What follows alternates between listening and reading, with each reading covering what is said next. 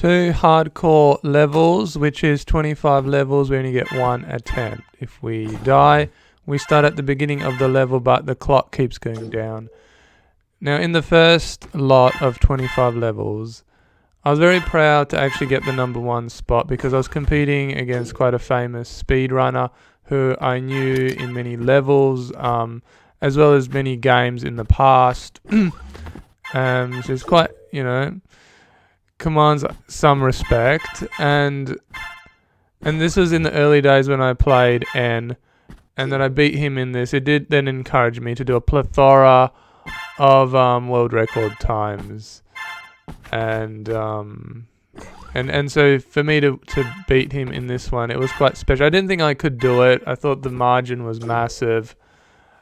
And furthermore, in this lot of 25 levels, it gets much harder towards the end. And like I said, you only basically, for the purpose of getting a world record, you cannot die. And so you only get 1 attempt. Every level, 1 attempt. I mean, it's not that difficult to do some of these things if we try it, a million times. But once per level, that's a different story. So you have to be careful not to hit the trampolines at the bottom there, or just fly into the scene. This bit was actually quite challenging, as to collect all the coins quickly, that's not so easy, and I was ahead of my rival slightly because I did that bit with the coins a little bit better. A lot of things can go wrong, like in that jump to grab all the coins instead of just some of them, for example. So here we just want to be as close to the laser while not touching it. In the hardcore run, we try to put a little bit of margin for being safe. That's how it is with a hardcore run. You do put in a little margin where you play it a little safe. So it's like you know what to do, but you do it slightly later to be safe. And these are still the easier levels. And it's interesting, you also want to have a route, because if you have a route, then you can just work things out, like how to avoid your shadow ninja there. It will be the next level, will be the first major hurdle, because to get the coins in the top section is difficult, because we don't want to go through the exit door beforehand. That's the danger, as well as to not blow up on the mines that then appear. Collecting all the coins there. I only barely pressed the switch there, so that worked out quite nicely. Landing on the diagonal to stay alive. We press the switch in the ceiling so we can get the coins at the bottom, avoiding the orbs right above me. There are a lot of specifics. This level is much more difficult. 1 attempt. And it went according to plan. See, so all the coins were picked up very quickly, not wasting time by jumping endlessly back and forth. Interesting finish where you go through the bottom of the mines. See, that's why you would have to start by jumping really high so that you have a way to return.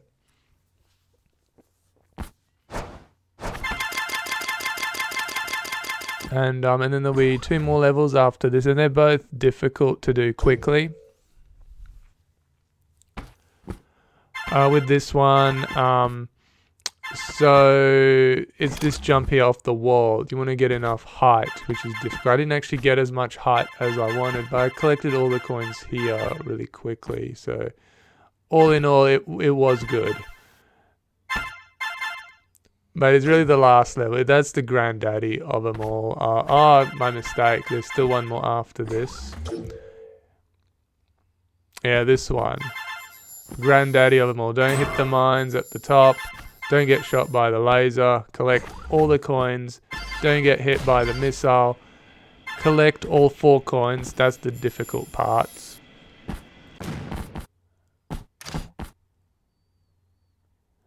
As well as get all the coins at the bottom instead of just headed through the exit. Make sure you collect all the coins. Don't miss one because you got nervous. I was ahead by 2 seconds which is like 1 coin. It's very small margin. So on to the next hardcore. Oh no, yep. This is just like an extra level that didn't get recorded. So this is a standalone level where we just quickly got through.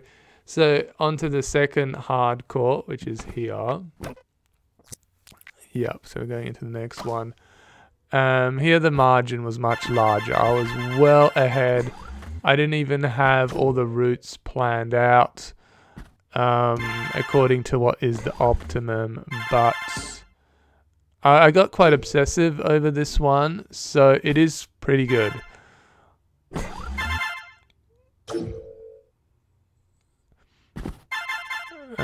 See, like right there, like you do a low jump, you don't even collect the top coin, like as a way to just save, like, you know, milliseconds.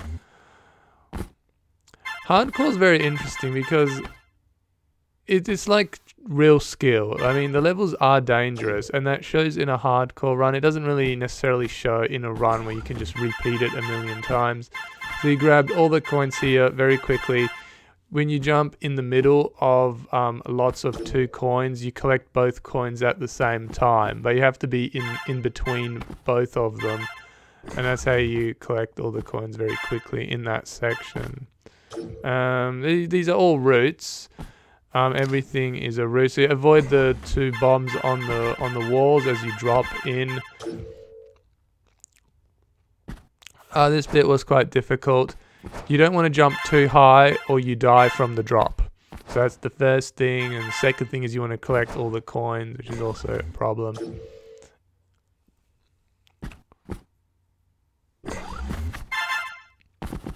And also in hardcore, you do the practical approach. So this is just a practical way of doing this level. The world record for the standalone run of that level is much faster, for example. Yeah, I, for example, have the world record for this level on the standalone run, which is much faster than the hardcore run. This one is certainly very interesting for the purpose of making a hardcore run. You want to get the coins quickly, you don't want to die. Anything can go wrong when you only have 1 attempt. But this was a good route, and it was executed really well.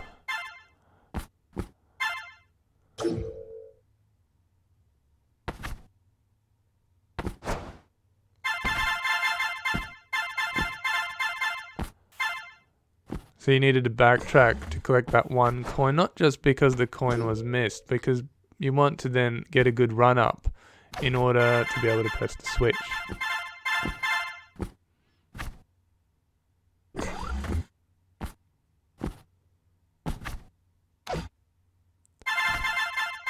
Yeah, now there I missed the coin that was in the top left, so I had to jump up again. So a slight loss, and there's something I noticed because I was really obsessing over this, and as I noticed that I had to just jump again. Just 1 jump, it's like nothing really. So here the route was not actually planned like properly for this level, as I went back to the level much later, just the individual level, and there's a much faster route. Though it doesn't mean it's easier to do the faster route. This route was also quite difficult, but yeah, I got all the coins without getting killed. It's quite satisfying, you know. You only have 1 attempt. There's a lot of pressure, right? I mean, 1 mistake, you're back to the beginning.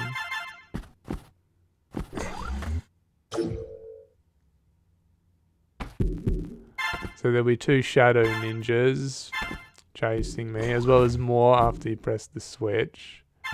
But we work out the route, no problem.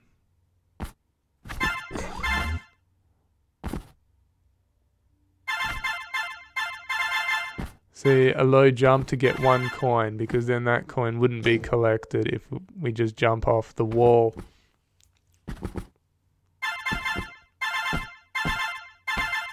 See, the laser seemed to be close to me, but it isn't really. Like, you know that if you just start jumping, you'll be fine.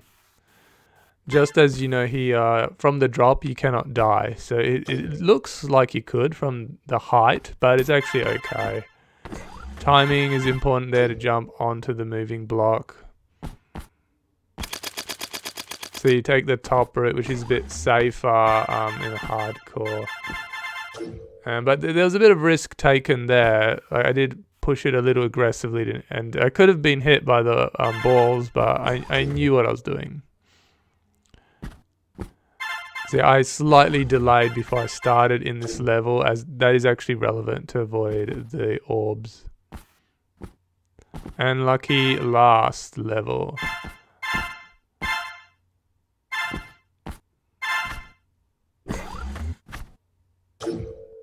And bam, that's it.